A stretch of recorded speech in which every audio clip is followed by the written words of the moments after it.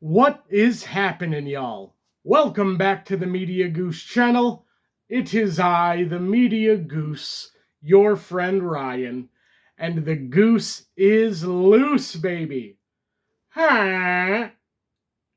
And I am here today to predict the entire card for WrestleMania 42. I ranked the card in terms of my excitement yesterday, so today let's talk about my predictions for who's going to win each match. I feel like WrestleMania is hard because the easy thing to do is have all the baby faces win and all overcome heels and it all ends happy, but it rarely goes that way. So I've got some swerves. Let's get into it. Night one of WrestleMania starts off with The Vision and I Show Speed facing the Usos and LA Knight. This is a match that I'm overall not that excited for. This combination of humans has been feuding for what feels like 8 months now. So I feel like this is like a get the crowd hyped to open the show kind of a match. The yeeting, that'll go over big. And I think because of that, the Usos and LA Knight are going to win. I feel like starting off WrestleMania with a big babyface victory just makes sense. I hope after Mania that these teams are on separate brands because I don't want the Usos getting another tag title match based on winning this. Just send them to a different brand. I feel like we really need a draft after this WrestleMania. And now the second match of the night, it is Drew McIntyre versus Jacob Fatu in an unsanctioned match. I'm pretty excited for this match. Kind of wish it was in Hell in a Cell, but that's all right. Unsanctioned should allow them to do plenty. And ultimately, I have Jacob Fatu winning this match. Pretty sure it's already been reported Drew is going away after Mania to film Highlander, so I think he's going to put over Jacob. Also, the beatdown Drew gave Jacob last week on SmackDown was so dominant, I feel like it's leading to Jacob getting his lick back at Mania with a win. Now, the third match on the card, I think, will be the women's tag title matches. Or women's tag titles being defended. So this match has the champions, the Indestructible Forces, Nia Jax and Lash Legend. It has Alexa Bliss and Charlotte Flair, Bayley and Lyra Valkyria, and the Bella Twins. If they're not cleared, I'm assuming that would be switched out for the Kabuki Warriors. Regardless of that, I have Alexa Bliss and Charlotte Flair winning the tag team titles. I think that it's either them or Bayley and Lyra. And I just feel like Charlotte and Alexa have been so ridiculously over for as long as this team has been a thing, and they deserve to be rewarded for that. It would feel weird if they never had a run with the tag titles. It's crazy to me that we never got Alexa and Charlotte versus Rhea and Io, so maybe getting Alexa and Charlotte the titles and something I have happening later might open the door to Alexa and Charlotte defending against Io and Rhea. And now we have AJ Lee versus Becky Lynch for the Women's Intercontinental title. This is a match that I really wish had a stipulation. It feels like the last couple weeks they went into coasting mode and didn't really raise the stakes much. I'm really excited for the match in the ring, but ultimately I wish this was like a submission match. They both have submission finishers, or an I Quit match, or false count, something. A Las Vegas street fight. I don't know. This needed a stipulation, and to me it's kind of weird that there isn't a stipulation. Oh shit, might they be waiting to do a third match and they're holding off for that? Doesn't matter. Regardless, I have AJ Lee retaining to leave WrestleMania as the Women's Intercontinental Champion. I think that Becky Lynch is going to be elevated back to a world title scene after Mania, or at least that's what I would do. I think the work she did with the Intercontinental title was excellent and really went a long way in establishing that title, and she deserves world title feud for that. So I have Becky Lynch losing, but going back up to where she belongs in the main event of the women's division. Then I have maybe my second or third most anticipated match of the weekend. It's my second most anticipated match of night 2, Brock Lesnar versus Oba Femi. The only reason I'm not even more excited is because I'm pretty nervous that Brock's going to win this thing. I've been a little surprised at how dominant they've booked Oba Femi to be on Brock. Like, I don't think Oba has sold for Brock at all yet. He hasn't taken a suplex. He hasn't taken an F5. But Brock's already sold for the power bomb, and I'm nervous. If Brock wins this, I'll be pissed. I'm obviously going with Oba Femi because I cannot... Wait, why? I went from Gunther and Seth to Brock and Oba. What the hell am I doing? It's Gunther and Seth I'm talking about. I'm sorry. I skipped the final 3 matches of night 1. Gunther and Seth. I think that Gunther is going to get the W here. I feel like they kind of painted themselves into a corner with the whole he retires people thing, because then people were only imagining him fighting older wrestlers. And I feel like this, him and Seth and him beating Seth, kind of refocuses Gunther to, I want to be a world champion, maybe the King of the Ring again. King of the Ring usually takes place after Mania, so maybe Gunther winning will be like him getting focused on titles again rather than just retiring old guys. So I have Gunther going over Seth in one of my most anticipated matches of the weekend. Now, the semi-main event of night 1 is Stephanie Vaquer defending against the Royal Rumble winner, Liv Morgan.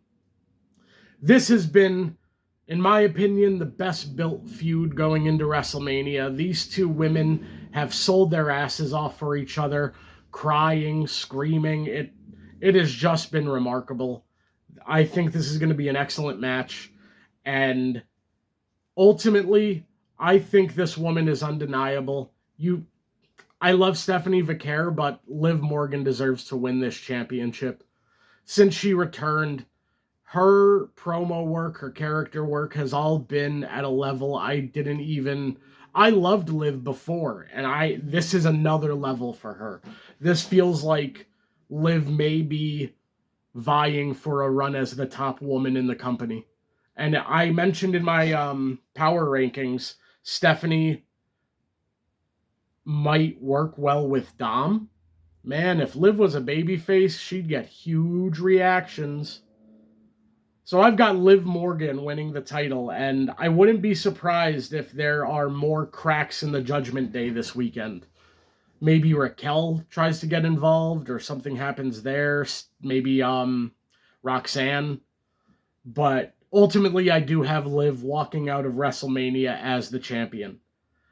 And then the main event of night 1 of WrestleMania, the match that I am least excited for, the match that they have already spoiled the result for, essentially.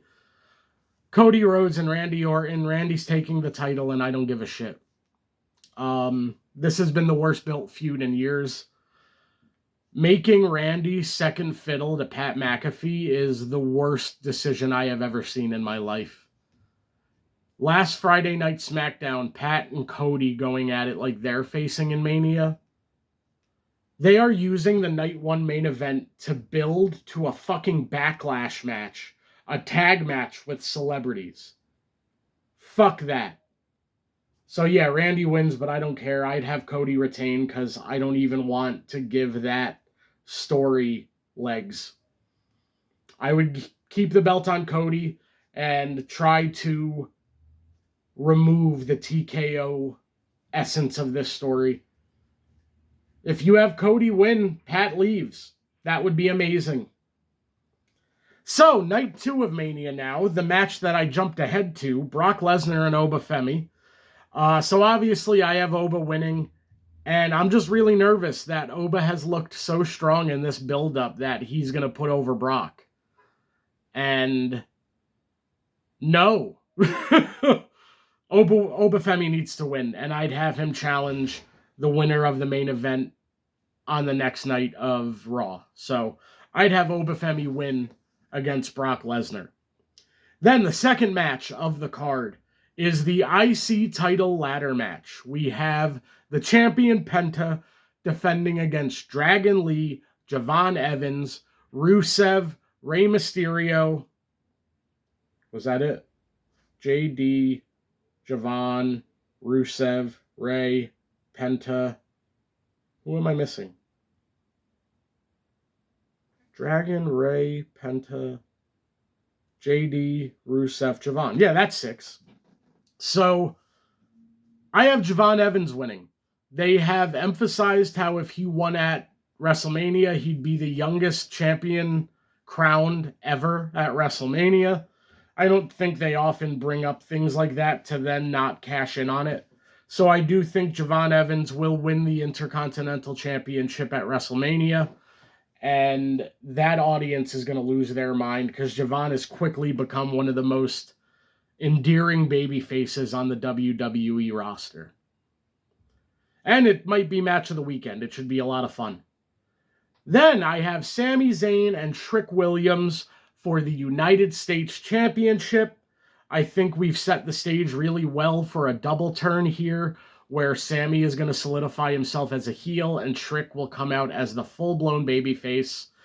And despite Trick being the favorite and despite how obvious it would seem for Trick to become the United States champion, I am going to have Sami Zayn retain. I think that Sami Zayn turning heel, he doesn't have much of a leg to stand on if he lost his title while turning heel. So I would have him beat Trick Williams to retain. Otherwise, I don't know what this was for. Otherwise, I don't know. We could have just done Mello and Trick. I feel like Sami as a heel should get a little run with the IC title before he drops it with somebody. I think there's too much value in a heel Sami wrestling a lot of the young baby faces on SmackDown. So I'd have Sami Zayn win and retain his title. Then I've got the Demon Finn Balor going up against Dom Mysterio. I pushed this as late as I could in the card because it's going to look goofy if it's during the day that the Demon entrance is happening. Remember when The Undertaker and Bray Wyatt fought during the day? That sucked. Obviously, I have Finn Balor winning this match as the Demon. Last time the Demon was there, they had Edge beat him for some reason. And hopefully bringing the Demon back is because you want to do something serious with it again. And I would definitely have Finn Balor win. I think that Finn beating Dom hopefully ends his stuff with Judgment Day and maybe you move him to a different brand. I think Finn can fight in any world title scene, any mid-card title scene. Finn Balor is one of your most reliable guys on the roster, and getting a good win over Dom, I hope, sends him into a better year. And I hope that they have plans for him. Then the semi-main event of WrestleMania Night 2, I have Jade Cargill defending the WWE Championship against Rhea Ripley. I've been kind of critical of this. There have been ups. There have been less ups than downs, honestly. More downs. Bringing in Io was probably the best thing they did because it forced Rhea to be vulnerable. I just don't see... If you have Jade lose the title here, it kind of feels like you're giving up on her. It kind of feels like this run with the belt did nothing for her because the first real contender she had to come up against beat her. So I have Jade Cargill retaining. I think that if you want to really give Jade a chance, you got to have her beat top stars, and you just had her beat Io. Have her beat Rhea. And I would have Rhea and Io go back to the women's tag. I know that might sound crazy, but maybe then, by SummerSlam, you have Rhea turn on Io after they've missed a couple of tag title opportunities. And maybe Io gets a world title match ahead of Rhea in some way, and that causes Rhea to snap. So ultimately, I think Jade Cargill retaining the title is the better option and almost the only option, because Jade losing this title, it would not be a good look for what WWE thinks of her going forward. So I have Jade retain. And now for the main event of WrestleMania, we have CM Punk and we have Roman Reigns. I was hoping there would be more physical escalation in their feud. The promos were all pretty good. The pipe bomb last week was great. Roman's little video at the beginning of Raw was really good. I have to believe a lot is going to happen here. I have to hope, because you promised the Samoans showing up to hold Punk accountable. Nobody showed up.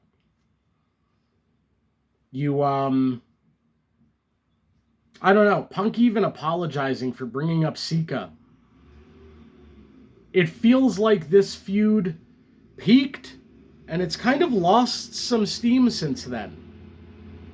God, there is something very loud outside of my apartment right now.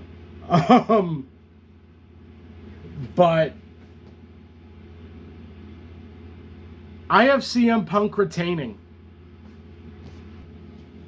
I would have CM Punk retain because I don't want a part-time champion again. I do not want Roman showing up once a month with the title. That's not an option in my opinion. Sorry, there's some fucking tree chopping happening outside of my apartment now. Yeah, but I would be really uninspired with Roman Reigns winning, because he's not going to be there on the Raw after Mania. That's confirmed. And I don't want a part-time champion again. Punk's there every week, cutting great promos, having great matches. So I would have CM Punk retain. And if I had to guess how this unfolds, I would assume there's a ref bump. It looks like Punk is going to do something to cheat, or at least take advantage. And The Rock's music hits.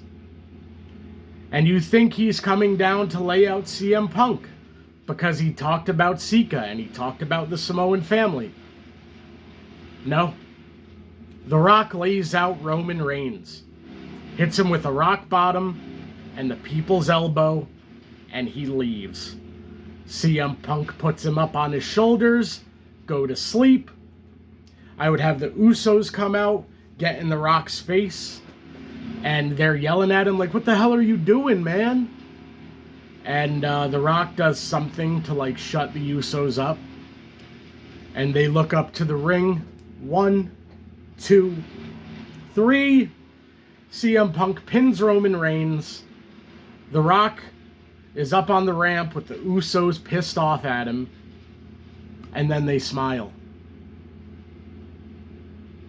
They did not take Roman's side in the last few weeks. And that one week where Jay was commanding Roman what to do, I don't know. That didn't feel... There's something weird about the way they're building this story and the way that they want you to expect what's going to happen. I almost feel like instead of all of the Samoans coming to defend Roman, a better thing is the Samoans coming to hold Roman accountable. And maybe in the coming weeks, Roman gets laid out by more Samoans. Jacob, the MFT group, that's probably about to split up. So yeah, guys. Oh, and also, I didn't mention this for Cody and Randy because I was so disenfranchised with that feud. I would have Braun Breaker come back, spear Cody Rhodes, and help Randy win the title. I just want somebody young with Randy, and this fucking Pat thing, if it's really gonna happen, put somebody else in there. Hopefully they lean into the legacy thing. I would honestly love Stephanie and Shane, or one or the other of them, to get involved in the Randy, Pat, and Breaker stuff, and kind of create like a legacy, what kind of feels like amalgamation of legacy or kind of evolution, in a way. So yeah, I would have Braun Breaker and maybe Stephanie or Shane come out to help Randy. And I would have The Rock cost Roman, because next year WrestleMania 43 is in Saudi Arabia, and it's the last chance we have to run Rock vs. Roman. So I think they're going to do it. And I think that I wouldn't be shocked if there's more involved, if both main events end up tied in some way, where you see The Rock in the Night 1 and Night 2 main event. I also wouldn't be shocked for The Rock or for Roman to win and become like the TKO guy. I don't know. They've got a lot of options. So guys, let me run through the card one more time quickly.